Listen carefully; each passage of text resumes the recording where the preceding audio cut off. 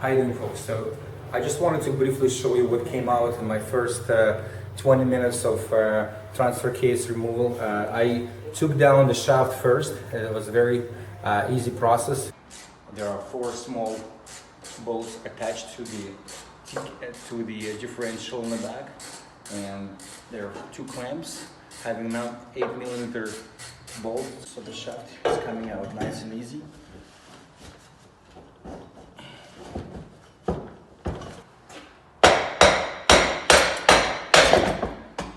Had to hammer it out a little bit. The 2 brackets got to be removed. I held these brackets here. This is from the front shaft. Just saving them for now. So this came out first. It's pretty easy to pull out from the transfer case. Then I had to get an exhaust out. The exhaust is on the floor. I have a beautiful Predator stainless steel exhaust coming up for sale. I hope I can get some money back for it. I won't need it anymore. I got my own exhaust coming in. As well as I had to drop this beautiful tank. Unfortunately, the T-case would not come out very easy because of the fact that the actual tank was on its way. So I had to do what I had to do. I disconnected all necessary hoses, and I think you would just have to be careful with these 2 smaller hoses. They are plastic. Please do not damage them. Take some time with a screwdriver, unplug them properly. Otherwise, you would have to be looking for a new set of fuel lines. As you could see, they're made extremely weak, and over the time, this plastic may just kind of crack. So be careful. Just do it nice and easy. So this was my challenge.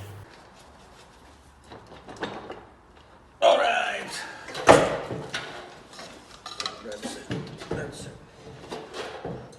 Beautiful brand new T-case with about 85,000 miles on it.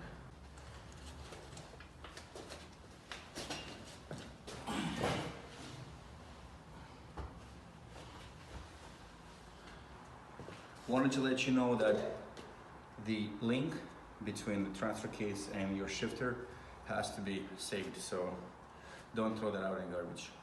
Keep it for the future. You may need it in case you want to be putting the vehicle in 2x4 and 4x4, unless you want to keep it in 2-wheel drive. Guys, very important thing I found out. I was so excited about my conversion, I totally forgot that all these parts coming with the fresh fluids in it. So unless you were looking to mop your floors for the rest of your conversion time, you spend some time extracting fluids. Extraction kits are available in the market.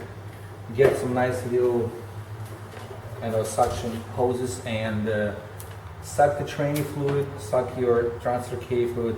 Get your tank completely dry. You won't need to be full anyway, so make sure you suck all the liquids out. Very important. When these things are so heavy, full of liquids, and these things are pissing on the floor, you will find one thing, you will be spending more time cleaning up your floor than focusing on your conversion. So I did actually learn it hard way.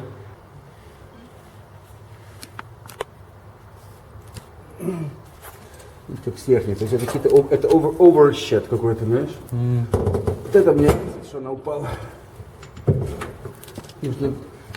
So I had to clean up, but I figured it out really fast. I hope you're not going to make the same mistake, guys. I'm not sure when you were very young and very small, you probably like to have your toys disassemble and assemble. But that was probably a $5 toy. Today we're working with a little bit of more complicated price vehicle. But the whole point is the same.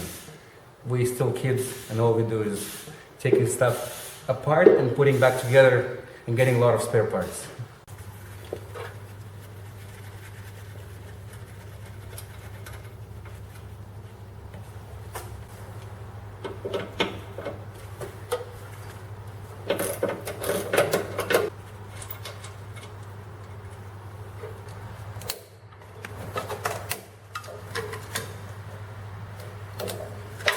So what we're doing right now, we're just removing some unnecessary transmission cooling lines off, so I could get access to the transmission.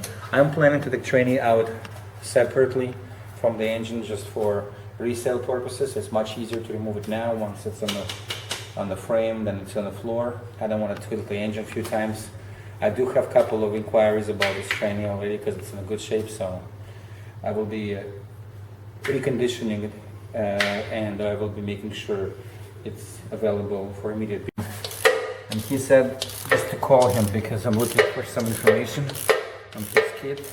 So hopefully he will be nice.